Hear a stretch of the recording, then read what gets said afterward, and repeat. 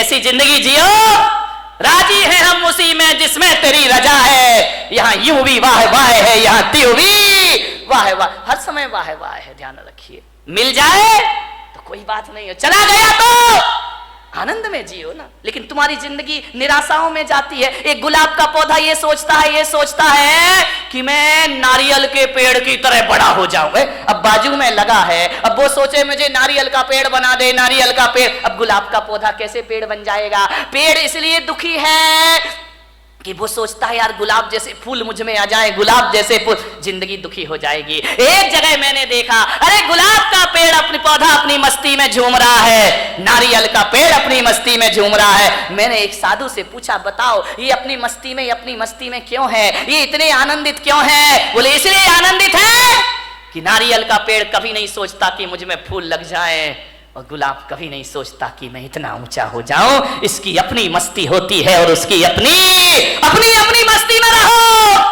अरे मेरे भाई, पूनम की रात का जो सौंदर्य है ना, कभी कभी अमावस भी बड़ी सुंदर लगा करती है मेरे भाई। यदि अमावस की रात ना होगी तो पूनम का सौंदर्य कौन जान पाएगा?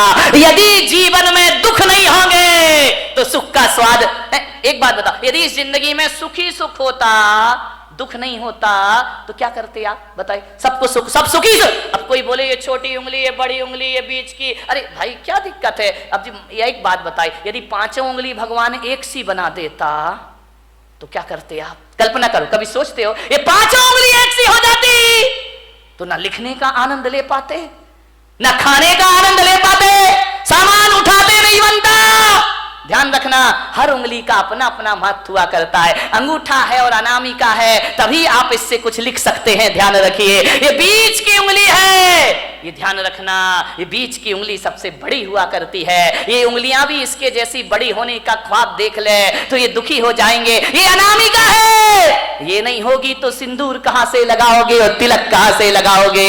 बिचा एक बार इन उंगलियों में झगड़ा हो गया। अंगूठा बोला मैं सबसे बड़ा। बोले क्यों? बोले देखो मैं सब। बात तो देखो, ये अंगूठा है, दिखाई दे रहा है ये अंगूठा, लेकिन ऐसा बदकिस्मत है कि अंगूठा ये है, अंगूठी ये पहनती है। ध्यान, इसके पास नहीं आती अंगूठी, इसके पास आती। ये चार अंगूठी पहनती है, अंगूठी दिखाते रह जाया करता है, उस पर आभूषण ही नहीं आते हैं। बोले मैं सबसे बड़ा। बोले क्यों? बोले मैं मोटा हूं, मेरे बिना चारों उंगलियों तुम लोग कुछ नहीं कर सकती हो, तुम्हारा कोई अस्तित्व नहीं है। तर्जनी ने कहा एक, इसका मतलब मैं नहीं होंगी तो तुम दिखाओगे किसे? ये तो दूसरों पे उठती उंगली, अपने पे तो उठती नहीं है। बोले दूसरों पे उंगलियां उठाने की जरूरत पड़ेगी, मैं तैयार खड़ी हूं। बड़ी ने कहा मैं सबसे बड़ी हूं।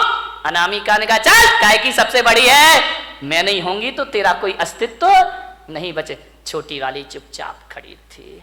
बोली बहन तू भी कुछ बोल ले। बोले मैं काय को बोलूं, मैं तो सबसे बड़ी हूं। अरे बोली छुटकी ज्यादा बोल रही है, इतनी सी तो है, तो कह रही सबसे बड़ी हूं।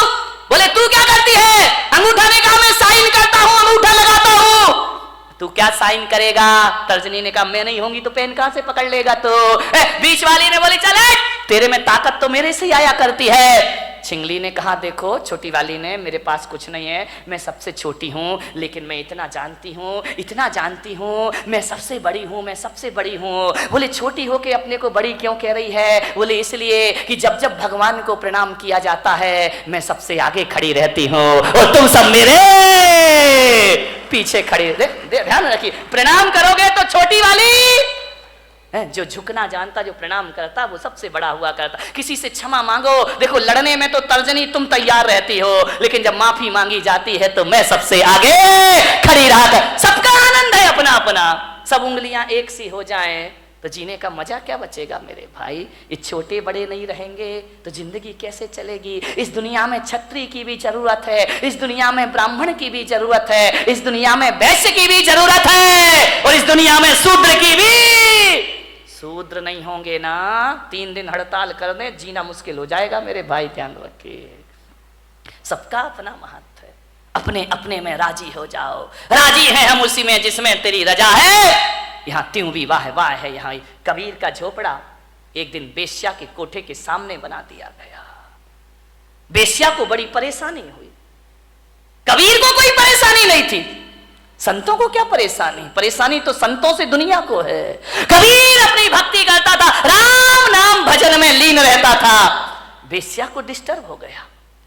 रोज वेश्या के कोठे में ढोलक बजती, तबले पर थाप पड़ती, घुंघरुओं की आवाज आती, और जब घुंघरुओं की आवाज और ढोलक की थाप पड़ती, कबीर उस संगीत में अपने राम का भजन किया करता, भगवान का स्मरण। बड़ा आनंद है मुझे इस जीवन में। लेकिन जैसे ही कबीर भजन गाता तो ये दीवाने मतवाले लोग वेश्या के कोठे में जाते और कबीर का भजन सुनते, कबीर के पास जाकर बैठ जाते। अरे वेश्या ने कहा, ये कबीर तो मेरा धंधा चौपट कर देगा। जे लोग आते हैं वासना के लिए, ये साधना में लगा देता है। बोले ये तो मेरी दुकानदारी पूरी बंद कर देगा। वेश्या ने कहा, इसका झोपड़ा हटाओ यहां से, अपना धंधा बंद हो जाएगा। लोग कबीर के पास जाते हैं, शरीर को नश्वर समझने लगते हैं, भोगों को नश्वर समझने लगते हैं। और ये आदमी भोगों को नश्वर समझेगा तो मेरा तो खाना खराब हो जाएगा। वेश्या ने अपने यारों से कहा कि जा, आज रात को कबीर का झोपड़े में आग लगा दो, जला दो रात को। रात हुई, वेश्या के यार गए, कबीर के झोपड़े में आग लगा दी। घास फूस का झोपड़ा धू धू करके जलने लगा। कबीर ने देखा, वाह, अभी तो ये झोपड़ा तू कितना चाहता है मेरा राम, मुझे कितना प्यार करता है, क्योंकि जब ये झोपड़ा था ना तब तुझे दिक्कत होती थी मुझे देखने में। अब झोपड़ा हटा दिया, आओ अपन सामने से दीदार करेंगे। बीच की दीवार खत्म हो गई, मजा आ गया, हरि भजन करने लगा, जल गया झोपड़ा। बोले लोग हवन यज्ञ करते हैं तो आहुतियां डालते हैं, वारे मेरे राम जी, तुमने तो मेरा झोपड़ा ही आहुति में डाल दिया, मजा आ गया। अब खुल के आकाश को देखेंगे, चांद सितारों का सौंदर्य देखेंगे। बहुत खुश हुआ कबीर। बात बदल गई। किस्मत को बदलने में ध्यान रखना, 100 साल में किस्मत जरूर बदलती है, ध्यान रखना। ऐसा कोई नहीं जिसकी किस्मत ना बदलती हो, जरूर बदलेगी किस्मत। आज है कल नहीं रहेगा, आज कुछ नहीं है कल सब कुछ होगा, ध्यान रखिए। हवा का एक झोंका आया और कबीर के झोपड़े की आग वेश्या के कोठे तक पहुंच गई। और उस आग ने पर्दे जलाना शुरू कर दिए, पर्दे जल रहे हैं, साजबाज जलने लगे, ढोलक फट गई, हारमोनियम जल गया। वेश्या उठी, ये क्या हो गया, मेरे कोठे में आग लग गई, मेरी जिंदगी भर की कमाई सब मिट्टी में मिल गई। बहुत परेशान हुई वेश्या, कोई बुझाने वाला नहीं उस रात को उसके कोठे की आग। सवेरे तक कोठा जल जल के धुआं हो गया। दौड़ी दौड़ी गई कबीर के पास, कबीर कबीर कबीर। कबीर तो भगवान की राम धुन में लगे हुए हैं। अरे कबीर उठो, देखो ये क्या हो गया है। कबीर भगवान के भजन में ले, वाह मेरा हरि, मेरा परमात्मा, मेरे राम, बड़ी कृपा है, बड़ी मेहरबानी है तुम्हारी। वेश्या ने कहा, कबीर तेरे तो आगे पीछे कोई नहीं है, तू तो साधु अक्खड़ फक्कड़ है, मेरी तो जिंदगी भर की कमाई धू धू करके जल गई कबीर, मैं बर्बाद हो गई। कबीर ने आंखें खोली, क्या हुआ वेश्या, देख कबीर मेरा कोठा जल रहा है, धू धू करके राख हो रहा है मेरा कोठा, बचा ले कबीर बचा ले। कबीर ने कहा, इसमें मैं क्या कर सकता हूं। बोले कबीर मुझे माफ कर, मैं प्रायश्चित चाहती। अरे किस बात का प्रायश्चित। बोले तेरा कोठा जलवाया था मैंने, किससे, मेरे यारों से। तो कबीर ने कहा मैं क्या करूं, तू मेरी अपराधिन है ही नहीं, तेरे यार ने मेरा झोपड़ा जला दिया, मेरे यार ने तेरा कोठा जला दिया, ये तो दो यारों की लड़ाई है, तेरी मेरी तो कोई बात है ही नहीं, ना तेरी गलती ना मेरी गलती, तेरे यार ने मेरा झोपड़ा जलाया तो मेरे यार ने तेरा कोठा, ये दो यारों की लड़ाई है। अब देख बेस्या किसका यार दमदार है, देख मेरा यार दमदार है या तेरे यार। जो कल यार तेरे साथ घूमा करते थे तेरे लोग, आज एक भी तेरे पास नहीं है, और आज झोपड़ा जलने के बाद मेरा हरि मेरे पास हमेशा से मौजूद है। ध्यान रखिए बारामती वालों, यारी करो तो ऐसी करो, जिसका यार दमदार हो उससे दोस्ती करो मेरे भाई। ऐसे यारों से क्या दोस्ती करना जिंदगी में, आनंद में जियो। सूरत में एक मेरे भक्त ओम प्रकाश बाबूजी अब इस दुनिया में नहीं है, मैं भीलवाड़ा में कहीं था,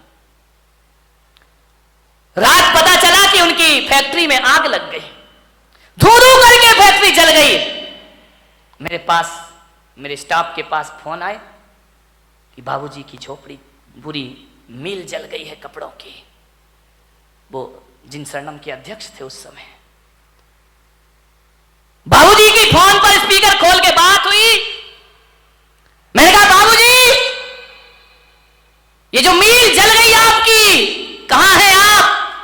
बोले कहां हूं, सामने खड़ा हूं, मिल जल रही है कपड़े की, आप कुछ नहीं कर रहे। क्या करना महाराज, कर भी क्या सकता हूं, मैं तो बुझा नहीं सकता।